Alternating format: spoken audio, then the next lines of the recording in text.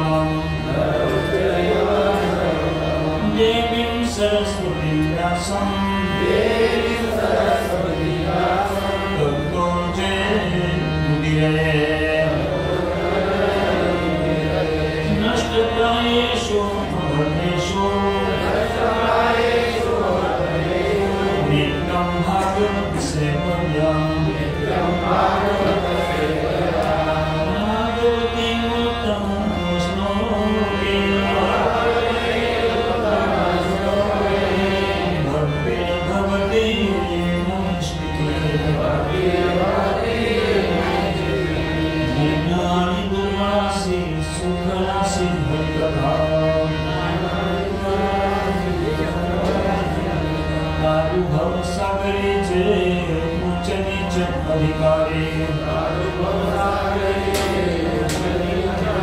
चरित्र के उच्चारे देवी के गोकुली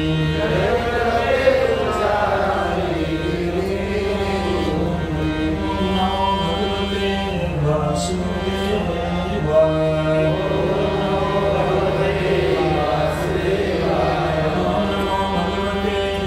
वासुदेवाय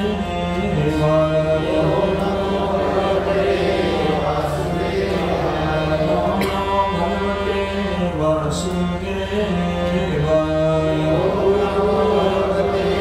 वासुदेवाय आपल्या सगळ्यांचं प्रथमदा आमचे जोळे बालेश्वरचे ग्रामस्थ त्याचप्रमाणे सत्संग मंडळ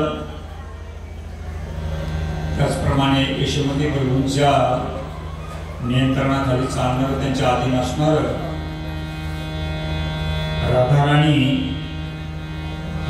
डिपार्टमेंट आमच्या सगळ्यांच्या वतीनं पिंपळगाव प्रवरानगर नारायणगाव मनसर कुंभेफळ अकोले त्याचप्रमाणे आमचे गावचेच वाडे कोटेवाडी पांडुरंग वगैरे सगळे सुरेश सगळ्यांचं आम्ही या ठिकाणी आभारही मानतो अभिनंदनही करतो स्वागतही करतो हरे कृष्ण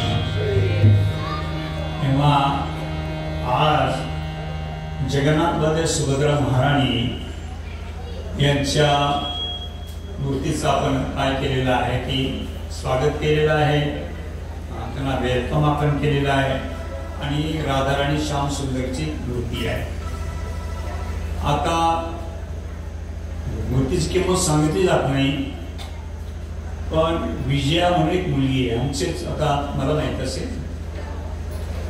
अकोल्याचे चौधरी साहेबराव त्यांची मुलगी म्हणजे आमच्याच सख्या मिळवण्याची मुलगी आहे ती आग्रह करून माझ्याबरोबर वृंदावनला आली एक 10 दिवसापूर्वी आणि ती म्हटली काही करा मला ही मूर्ती हवी आहे तिनं 45,000ची मूर्ती आहे राधाराणी कृष्ण किंमत सांगणे पण सांगते कृष्ण कारण पंचधातूची वगैरे आहे आणि फार सुंदर आहे रेखीव एकदम त्यांनी सूक्ष्म पाहावं तर पूर्णपणे हातावरची चिन्ह कृष्णाच्या चरणावरची चिन्ह सगळं अगदी एकदम सुंदर आहे आणि भांबरे प्रभू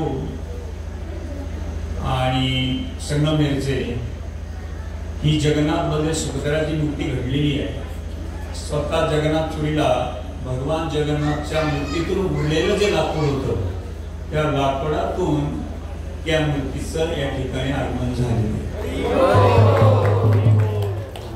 ओरिजिनल अर्थात त्या ठिकाणी दान धर्म भरपूर द्यावा लागला त्यांना पंड्यांनी स्वतः दिलेली आहे तेव्हा आपण सगळे भाग्यशाली आहोत ते म्हटले भगवान प्रभूजी संगमनेरला हे करण्यापेक्षा आम्ही जवळ बालेश्वरला त्याचं वेलकम करू आणि मग ही डिटेल्स विजयाने काय केलं वृंदावनला घेतली म्हटले भगवान प्रभूजी मला ईश्वरमध्ये अलाउड केलेलं नाही अजून मला दीक्षा वगैरे घ्यायची मंत्र वगैरे पाठ करते काही परीक्षा पण देते कारण भक्तिशास्त्र वगैरे परीक्षा असतात आमच्या त्याशिवाय कोणाला घेत नाही मग ती परीक्षा देते हुशार मुलगी आहे मेडिकल ऑफिसर आहे त्यामुळे काय आहे का तिने ती मूर्ती खरेदी केली म्हणजे भगवान प्रभू हे तुमच्याकडेच राहू दे आता आतमध्ये ठेवण्यापेक्षा म्हटलं आपण काय करू आता आज जगन्नाथ बलदेव सुभद्रा महाराणी बरोबर त्यांचं आपण वेलकम करू राधा श्याम सुंदर भगवान की जय, जगन्नाथ बलदेव सुभद्रा महारानी की जय. आता आपण म्हणू शकतो हे जगन्नाथ बलदेव सुभद्रा हे असे कसे. महाराष्ट्रामध्ये आम्ही पंढरपूरला आता गावचे बरेचसे लोक, अगदी प्रतिष्ठित लोक आली आणि क्वेश्चन बूथ होता आपला प्रश्नोत्तराचा. त्यावेळी मला आले, बसले, 20-25 होते, ओळख करून दिली. हे आमचे गावचे सरपंच, हे चेअरमन आहेत, हे आहेत, सगळं ओळख करून दिली. सगळ्यांना स्वागत केलं, वेलकम केलं त्यांना. आणि एकाला ते राहुलं नाही, तेव्हा उद्रेक झाला क्रोधाचा. म्हणला तुम्ही लोकांनी भ्रष्टाचार चालवला, हे कृष्णमूर्ती नाहीये. आतमध्ये मी पाहिलं ते डोळे मोठे, हे ते कोणचे चेडे आणून ठेवले.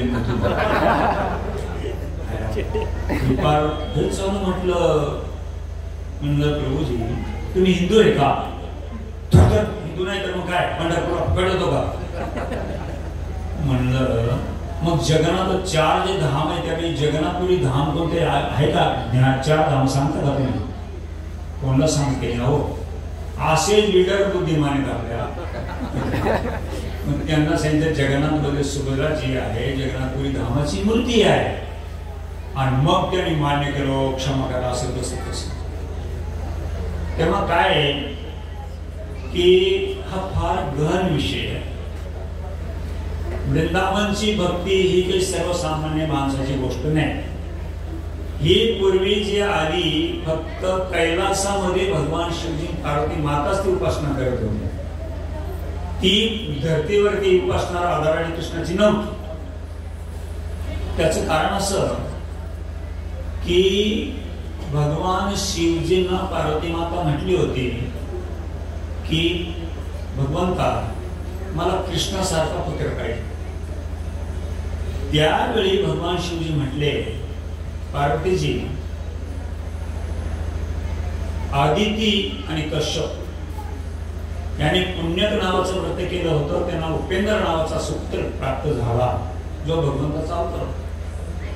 तसं तुला पुण्यक नावाचं व्रत करावं लागेल. वर्षभर चालतं आणि सगळ्यांना पूर्ण आमंत्रण द्यावं लागतं आणि त्या ठिकाणी पूर्ण त्यांचे ओटी भरण करावं लागतं, कपडे ते द्यावे लागतात. आता ही आमची पार्वती माता कोण आहे. हे साक्षात अन्नपूर्णा. ते व्रत तिनं केलं आणि मग भगवंताने वरदान दिलं. कृष्णा त्या व्रतामध्ये अग्रपूजा ही भगवान कृष्णाची असते. कैलासामध्ये पूजा केली आणि भगवंताने आशीर्वाद दिला तर गणपती पुत्र झाला. आणि हे प्रमाणे माझ्याकडे तुम्ही मला खोडत माझं हे प्रमाण माझा शब्द तुम्ही खोडू शकत नाही. कोणी म्हणेल याचा केला त्याचा केला त्याची उत्तर आमच्याकडे आहे. तेव्हा ब्रह्मवैवर्त पुराण गणेश खंडामध्ये उल्लेख आहे. पहिली पूजा तिथं होती, इथपर्यंत नव्हती. कारण राधा तत्व फार गूढ आहे. कारण आजही लोकांना कळतं की भगवान कृष्ण नाचतात. इव्हन महात्मा गांधी म्हटला परमेश्वर जर परस्त्रियांबरोबर नाचत असेल तर त्याला मी परमेश्वर मानत नाही. महात्मा गांधी शब्द म्हणजे तुम्ही राष्ट्रपती झाले, मोठे झाले, याचा अर्थ भौतिक डिग्र्या तुम्ही प्राप्त केल्या म्हणजे तुम्हाला राधाकृष्ण समजले असं नाही. तर फार गूढ सब्जेक्ट आहे. आयुष्य लोकांचं जातं त्यामध्ये, तरीही देखील त्यांना त्याची खोली समजत नाही. पण तरी आता छोट्या प्रवचनामध्ये थोडा जगन्नाथ भगवंताच्या आविर्भावावरती थोडा प्रकाश टाकतो. खरं म्हणजे आज जे आहे माझ्या विषय भरपूर आहे. उद्या कोजागिरी पौर्णिमा आहे. ती आमच्या सगळ्या भक्तांसाठी संपूर्ण ब्रह्मांडामध्ये सगळ्या देवी देवतांसाठी अतिशय आवडीचा विषय तो आहे. रास लीला भगवंतांनी कोजागिरी पौर्णिमेच्या दिवशी केलेली होती. तेव्हा तो विषय या ठिकाणी आपण घेऊ शकतो. पण हे ॲपिरियन्स आहे यांचा हा विषय आहे. 40 मिनिटामध्ये हा कव्हर करणं माझ्यासाठी थोडं अवघड.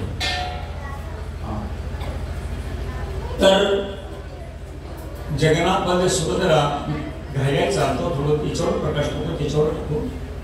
काय झालं की कंस मारला गेला.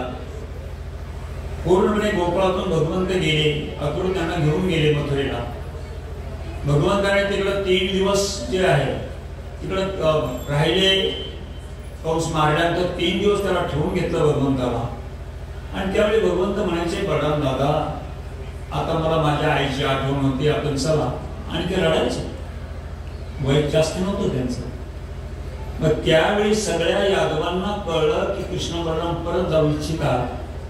तर त्यांच्या मनामध्ये जी शंका आहे, त्यांना असं वाटतं नंद बाबा आणि यशोदा मातेचे आपण पुत्र आहोत, पण खरे देव वसुदेव देवकीचे आहेत यादवांचं म्हणणं. त्यामुळं जे आहे कृष्ण बलरामाचा समज काढा म्हणून मोठी सभा भरली. त्या ठिकाणी वसुदेव, त्यांच्या पत्न्या देवकी इत्यादी सगळ्या बसलेल्या. कृष्ण बलरामांमध्ये घेतला मोठमोठे यादव जे आहेत, लढवई वीर मोठमोठे त्या ठिकाणी आलेले आहेत. उग्रसेन महाराज राजा तिथं बसलेले आहेत. ते म्हणतात, कान्हा अरे तू ब्रजला जाऊ इच्छितो, गोकुळामध्ये जाऊ नको, कारण तुझे आई वडील वसुदेव देवकी आहे, त्यामुळे तू नंद बाबा यशोदामातेचा पुत्र नाही आहे. तरी भगवंत ते दुःख करतात. दुसरा यादव उठला, म्हणला देवकीचं लग्न झालं त्यावेळी आकाशवाणी झाली, देवकीचा 8 पुत्र तुझा वध करील. कंसाला अशी आकाशवाणी ऐकू आली. मग वध कोणी केला? वध तू केला. याचा अर्थ तू कुणाचा मुलगा आहे? देवकीचा मुलगा आहे. समज काढायचा प्रयत्न केला. तरी भगवंत दादाला म्हणतात, दादा नाही, तरी शक्य नाही. आणि त्यामुळं काय झालं, हाताला पेटलेले यादव त्यातले 1-2 उठले, म्हणजे काय रे, एक कंसाला मारलं नव्हतं ते बरं होतं, कारण आम्ही त्याच्या हातात राहिले गुपचूप नोकऱ्या करत होतो. हा, कसं ना कसं मी दुःखाचा 2 घास खात होतो. आता तू काय केलं, कंसाला मारलं, त्याच्या पत्न्या असतील प्राप्ती ह्या जरासंधाच्या मुली आहेत. लालू प्रसाद यादव सोपं नाही, म्हणजे आजपर्यंत परंपरा विचारे टिकून ठेवली. हा, तिथं तो जरासंध त्याच्या ह्या मुली त्या गेल्या रडत तिकडं. आता 2-3 कोटीची सेना घेऊन येईल आणि आमच्या सगळ्या यादवांचा निपात करेल. त्याचं काय, आगीतून काढलं, फुकड्याकडे टाकलं, नसतं मारलं जायचं कंसाला, ते बरं झालं असतं. आणि आमच्या छोट्या कृष्णाला आणि बलराम दादाला नावेला जरा राहिले. 3 दिवस बागेमध्ये राहत होते मथुरेच्या बाहेर. नंदबाबा, त्याचप्रमाणे गोवाल गवळी पोरं, सुदामा वसुदेवा किंकिन अर्जुन उज्ज्वल कोकिल इत्यादी. अरे 50-60-70 वाट पाहतात काना कधी येईल. अन्न पाणी त्याग केलं, खालो नाही त्यांनी, आणि कधी रडत होते, अन्न पाणी ग्रहण नाही केलं. आणि मग 3ऱ्या दिवशी कृष्ण बलराम बाहेर आले.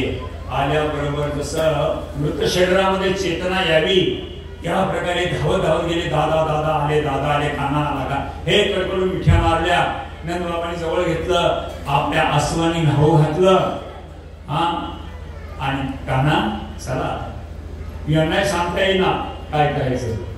आणि यांना असं वाटलं आपल्यावरच चालले. चालता चालता हे मागे पडू लागले. म्हणून नंदबाबा अनेक वेळा म्हटले, काना मनामध्ये काय तुमच्या, आणि शेवटी सांगावं लागलं. म्हटले, बाबा वसुदेव तुमचेच मित्र आहेत की नाही? म्हणे हो. मग इतक्या वर्ष मी 11 वर्षापर्यंत तिथे राहिलो. आता तुमच्या मित्राच्या सुखासाठी काही दिवस इकडे राहतो. बापरे, नंदबाबा घाबरून गेले.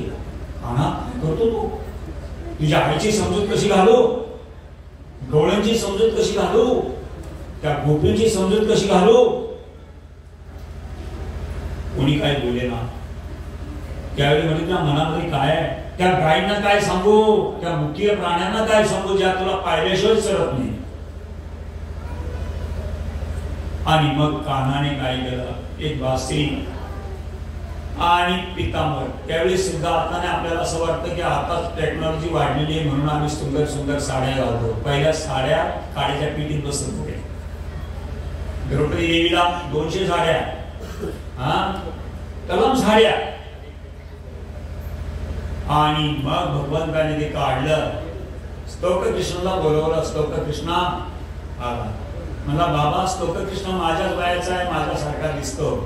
तुम्ही काही दिवस काय करा, एक पितांबर घ्या, त्यांना घाला, ही चादर त्याच्यावरती ठेवा, ही बासरी घ्या, गायींपासून दूर ठेवायचं त्यांना एका दगडावर बसून.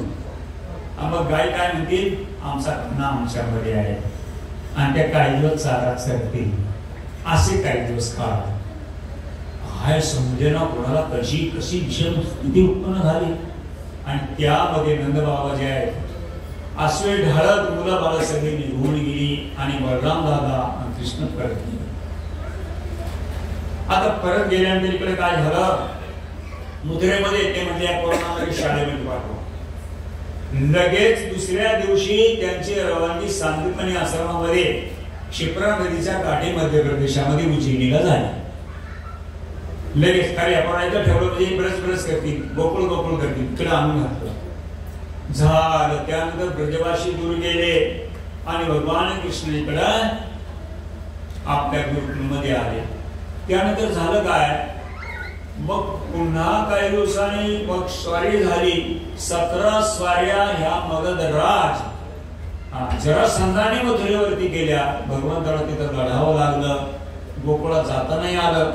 आणि अशा अवस्थेमध्ये जे आहे द्वारका किल्ला बांधावा लागला. कारण आता हा 3 कोटी सेना घेऊन आला. म्हाताऱ्यांचं काय करायचं, म्हाताऱ्या माणसांचं काय करायचं, वृद्धांचं काय करायचं, स्त्रियांचं काय करायचं, बालकांचं काय करायचं, सगळे त्यापेक्षा चतुरंग सेना मथुरेत ठेवू बलराम दादा आणि समुद्रामध्ये एक जल किल्ला बांधू. द्वारका नावाचा किल्ला त्यांनी बांधला. तिथं आणून सगळ्या द्वारकावासींना यादवांना सुरक्षित ठेवलं. स्वतः चतुरंग सेना घेऊन कृष्ण बलराम मथुरेत गेले. आणि स्वाऱ्या किती झाल्या, 17. एवढ्या स्वाऱ्या तिथं त्यांना गुंतून पडावं लागलं. प्रत्येक युद्धामध्ये पराभव केला त्याला संघाचा आणि त्याला मारणार ठार. त्याचवेळी बलराम दादा पुढे मारणार, त्यावेळी कृष्ण म्हणतात दादा ते सोडून काय करतो का ना तू, सारखा सोडून दे म्हणतो. म्हणजे दादा याला सोडून दिलं म्हणजे काय करतो, हा पुन्हा 3 कोटी सेना घेऊन येतो आणि त्या असुरांना आपण एका जागी ठार मारतो. कुठं पळत बसता, कुठं गेलाय, कोणच्या फेके असुर तिकडे पळत त्यापेक्षा याला सोडून दिलं जिवंत का. हा काय करतो, 1-2 कोटी सेना घेऊन येतो असुरांना, आपण एका जागी बसून मारतो. चांगलं देत सोडून दादा.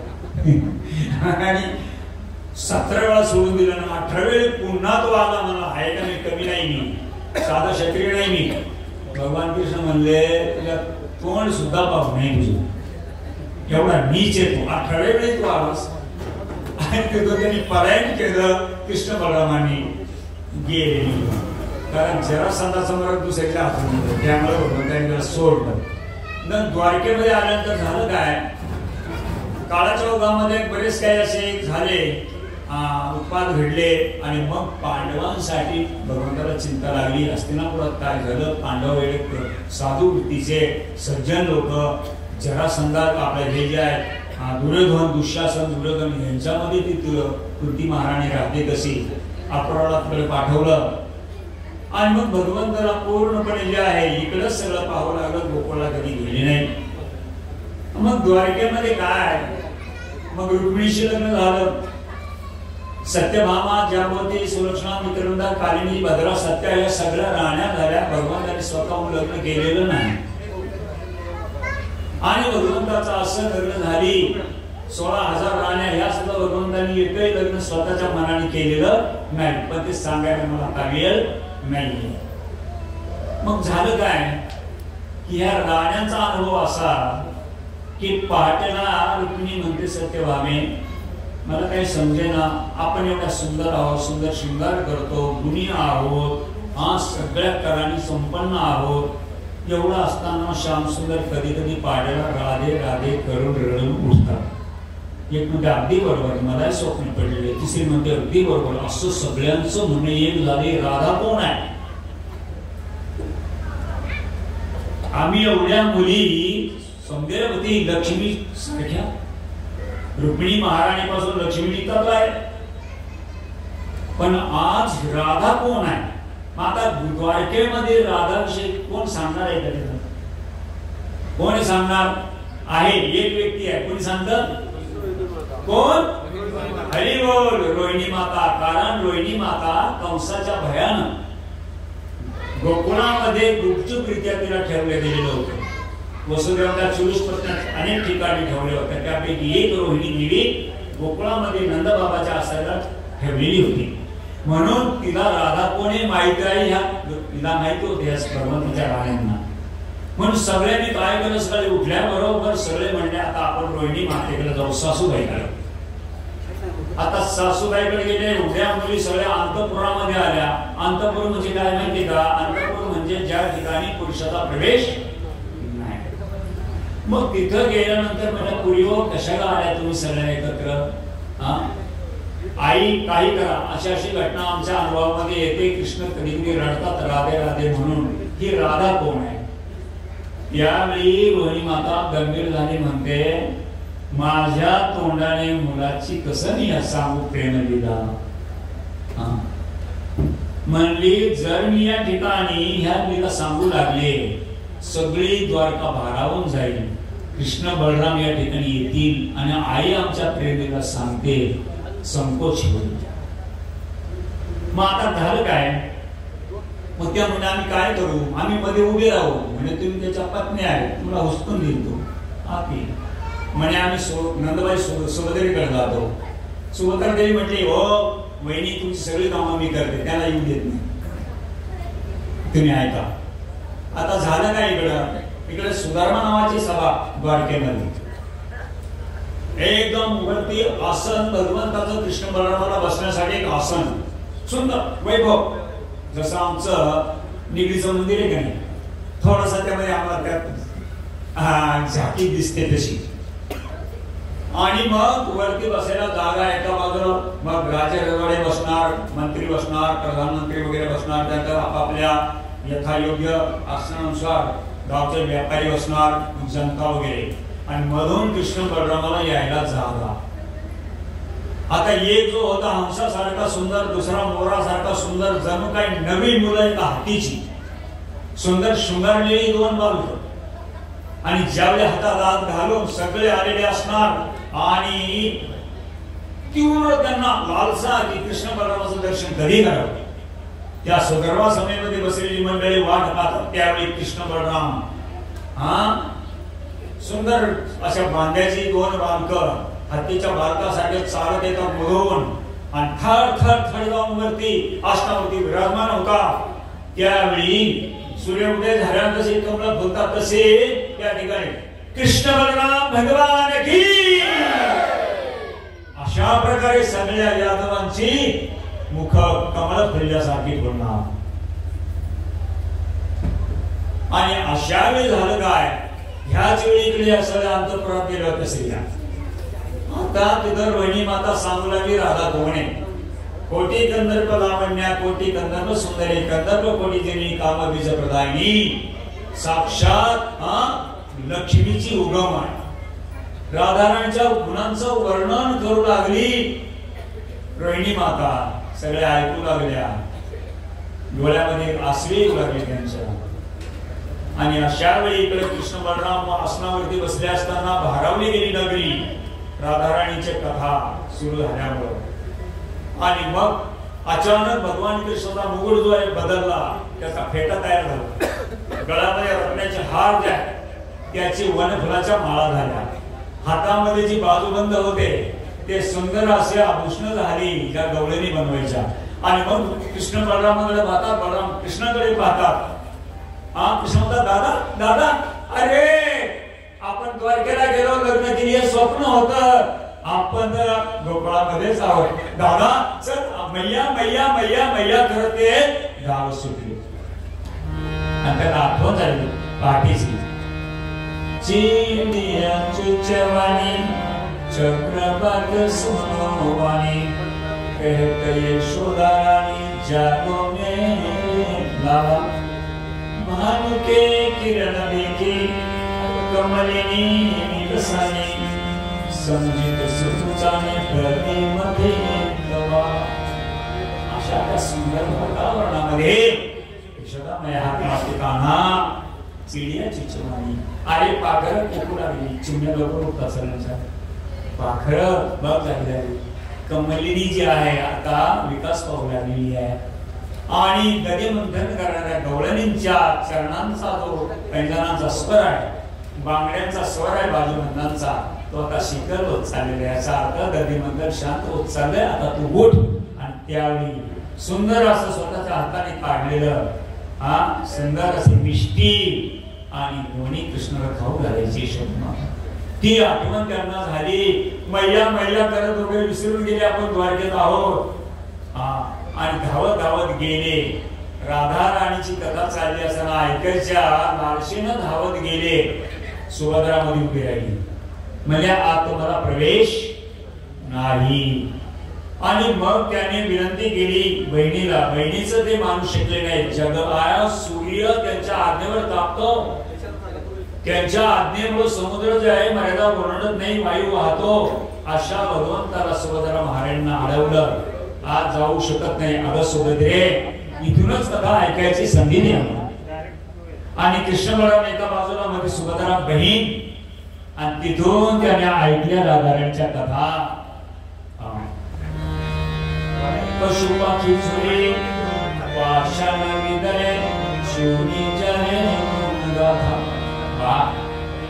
अरे ज्याच्या गुणगाथा ऐकून यमुना जल पांगुळलं म्हणजे ते थांबतं. आणि पहाड दगड देखील विरून जातात. अशा कथा ऐकून आमचे कृष्णा बलराम विरून गेले. विरून गेले, हात आत गेले, सगळं रूप बदलून गेलं. राधा राणीच्या विरामध्ये रडणारे कृष्ण बलराम. अनेक दिवसांनी आठवण लागले. किती दिवस झाले. परसो औंगा म्हटलं होतं. अजूनही पळसो नावाचं गाव आहे. त्या ठिकाणी गवळणी आडव्या झाल्या कृष्णाला. रथावरती आरूढ झालेले कृष्ण बलराम द्वार मथुरेला चालले असताना अक्रूर रथ सारथी होता. गवळणी लाजल्या. मोठी मोठी माणसं नंदबाळ यशोदामाता परवानगी कशी दिली. आणि म्हणून त्या लांब पळत गेला. पुढं हजारांच्या संख्येला ब्रिजवारी नावाचं गाव आहे. काय ब्रिजवारी आवश्यकता. त्या ब्रिजवारी म्हणजे ब्रिज म्हणजे वृंदावन, बाली म्हणजे सुनाम बाल. आमच्या बालिका लग्न झालेल्या पुरी आणि नुकत्याच आमच्या लग्न झालेल्या सुना यांना बाली म्हणतात. त्या गावामध्ये आडव्या झाल्या. आणि नैनीच्या आसमानी भिजली धरणी. नैनाच्या आसमानी धरणी भिजवून गेली. त्या ठिकाणी आजही ब्रिजवारी नावाचे गाव आहे. माझ्याबरोबर तुम्ही येणार, तुम्हाला मी त्या गावच्या गवळणीमध्ये घेऊन जाणार. त्यांच्या हातची माधुरी तुम्हाला पाहिजे असेल तर त्यांच्याकडून मी खाऊ घालणार. त्यांच्याकडून घेऊ. त्यांची गीतं तुम्हाला ऐकायची असेल तर मी ऐकवणार.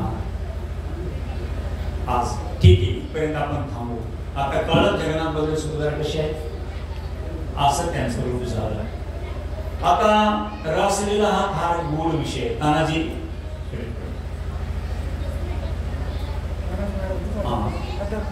काय आहे की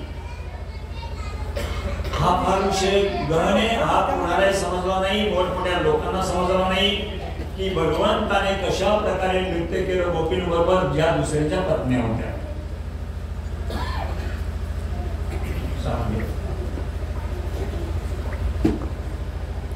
आता हा गुण विषय आहे आणि आपल्या छाप्यासाठी जीवन द्यावं लागेल प्रभूजी.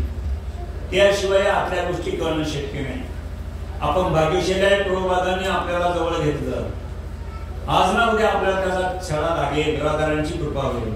त्या गुण गोष्टी आहे, सामान्य गोष्टी नाहीये. त्यामुळं जे आहे रासलीलेचं वर्णन करणं सुद्धा सामान्य लोकांमध्ये आम्हाला अलाउड नाहीये. पण आजचा दिवस आहे, एखादा दिवस असतो तेव्हा आपण रासलीला म्हणजे मी थोडा घाई सांगतो तुम्हाला. शांडिल्य मुनी सांगतो वजरना आपला आणि परीक्षित महाराजांना म्हणता. त्यावेळी भगवंताने आपलं वृंदावन सगळं गोलोकनाथ गेलं होतं. संपूर्ण त्या ठिकाणी केवळ वनच होतं आणि शांडिल्य मुनीचा आश्रम होता. आणि शांडिल्य मुनीकडे गेले वजरना आणि परीक्षित महाराज. ते म्हणतात अरे ज्या भगवान कृष्णाच्या राण्या आहेत ना रुक्मिणी आदी, आत्मा रामश कृष्णश गुरोमात्मा स्थिरादिगा दर्श दर्श प्रभावेन गिरो अस्मान् संकुशे. शांडिल्य मुनी सांगतात ही जी रुक्मिणी आहे त्या रुक्मिणी रेवती सत्यभामा ज्यामध्ये श्लोकनामित्रंदा कालिनी भद्र सत्या 16,000 या आणि 100 या सगळ्या राधा राणीचे अंश आहेत. यशांशा विस्तारा सर्व श्रीकृष्ण नायका हिच्या सगळ्या अंगाचे कोण आहे ते अंश आहे.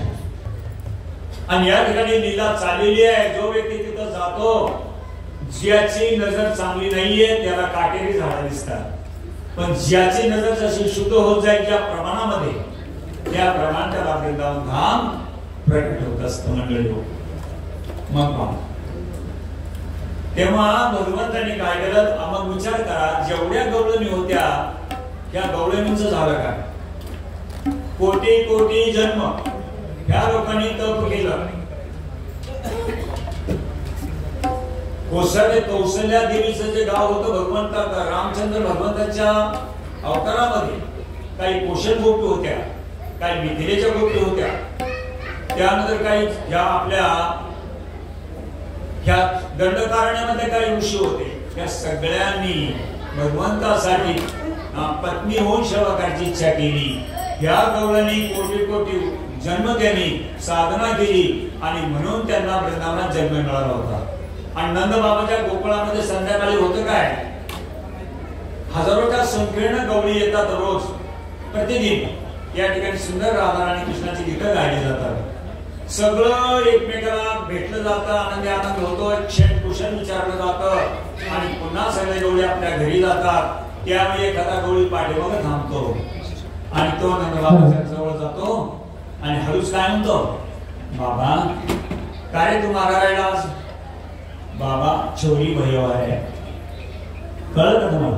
बाबा छोरी भैरव मला मुलगी झाली. आणि बरं झालं, चांगलं झालं ना, मुलगी झाली, आपकी गहू बनेली, म्हणजे तुमची सून होईल. नंद बाबा एवढे उदार प्रत्येकाला म्हणायचे हो तुझी मुलगी माझी सून.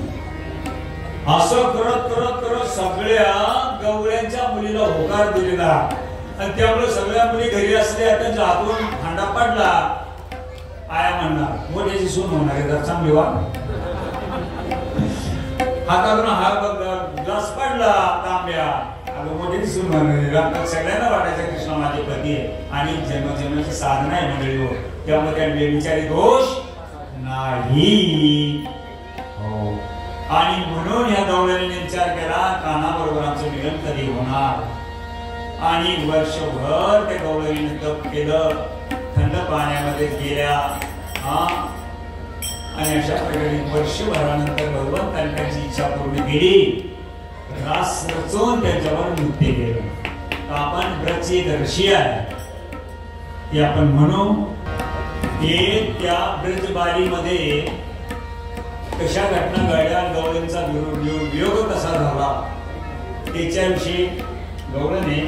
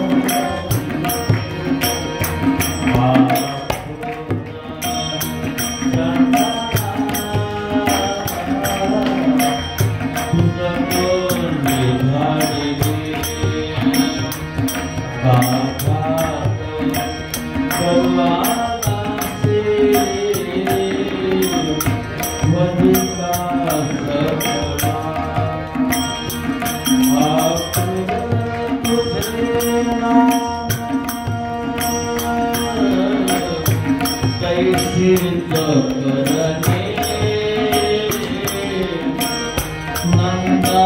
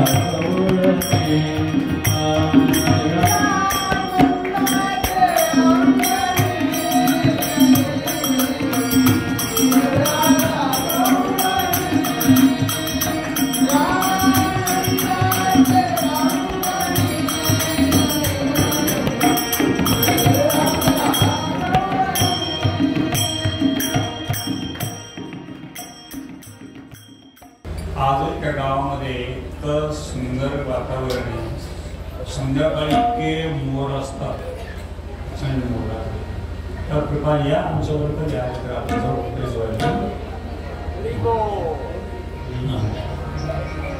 आता वर्षभर आणि वाट पाहिली गवळणींनी आणि शेवटला ही वेळ आलेली आहे. चंद्रोदय झाला, सुंदर अशी किरणं पडलेली आहेत, यमुनेचा काठ आहे, चांदीसारखी वाळू, सुंदर अशी शेवंती बकुल सुंद मल्लिका उमललेली फुलं आणि त्यातून कवळसे पडलेले आणि अशा ठिकाणी भगवंत वंशी वटावरती गेले. श्रीमान रस सारंगी वंशी वट्यात तटस्थित दर्शन वेळ समर गोपी गोपीनाथ श्रेष्ठनाथ. गोपनाथ भगवंत त्या ठिकाणी उभे राहिले आणि त्यांनी काय केलं, कान छेडलेली आहे आणि गवळणी वाट पाहत होत्या वर्षभर आणि अशा वेळी शृंगार करत असताना त्यांना कळेना काय करावं. काजळ जे आहे गोठ्याला लावलं, गोठ्याची दाढी जी आहे डोळ्यामध्ये घातली, काही शृंगार करत असताना वरचे कुठे वरती राहिले, खालचे खाली, अशी अवस्था आणि धावत पळत सगळ्या गाई धुवायचं सोडून गेल्या, कोण आपल्या सेवा करायला सोडून गेल्या, कोण शास्त्राच्या पण सोडून गेल्या, सगळ्या गेल्या तिथे. आणि भगवंताने काय केलं आता फार सूक्ष्म गोष्टी त्यामध्ये आहेत, वेळा भरभर सांगता येत नाही, कारण चर्चा फार सुंदर झाल्या. भगवंतांना आधी सांगतं वा वा वा काय लोक माझले काय म्हणे एवढं सगळं काय तुमचे कपडे बिडे पाडे झाले त्या पावल्या सगळं कुठे आहे, हा काय महाराष्ट्रात असुर आला काय म्हणे गोकुळामध्ये काय. नाही मला असं वाटतं तुम्ही जे आहे ना मनाची शोभा पाहिला आलेला असं मी म्हणजे भोगणीस झाले का काय फार चर्चा झाल्या. मग नंतर भगवंताने मान्य केलं, त्या रडू लागल्या, भगवंतांनी मान्य केलं आणि त्यांच्या बरोबर जे आहे सुंदर अशा गवळणी जे आहे चालत चालत मग असं सुंदर नृत्य केलं. त्या नृत्याचं आपण त्या ठिकाणी गाऊया.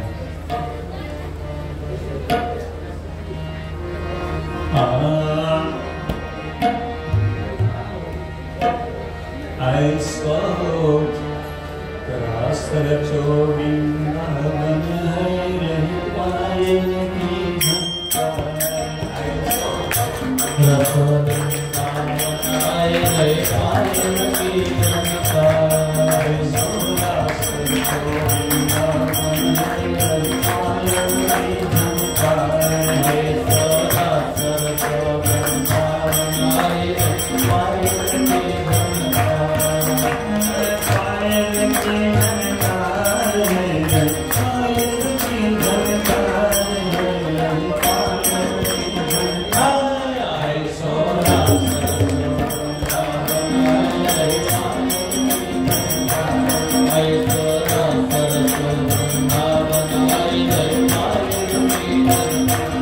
I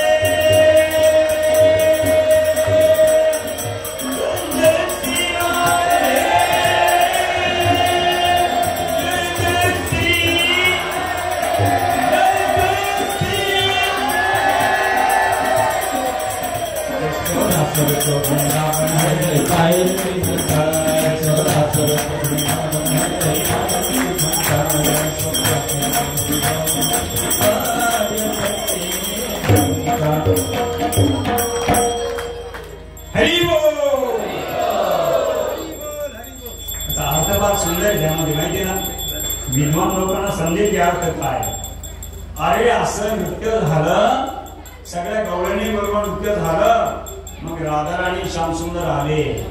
अक्षरशः आकाशामध्ये माताजी नावाची जी संगीतकार देवी आहे, आपला ट्रिप घेऊन त्या ठिकाणी आल्या.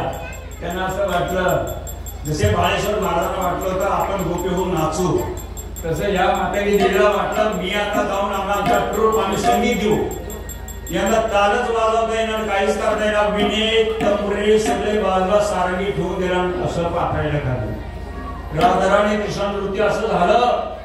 त्यांची चरण धरतीवरती इतके वेगवान गतीने पडत होते की खालून प्रकाश दिसायचा, पाय टेकलेला दिसत नव्हता. एवढे नृत्य सुंदर झालं.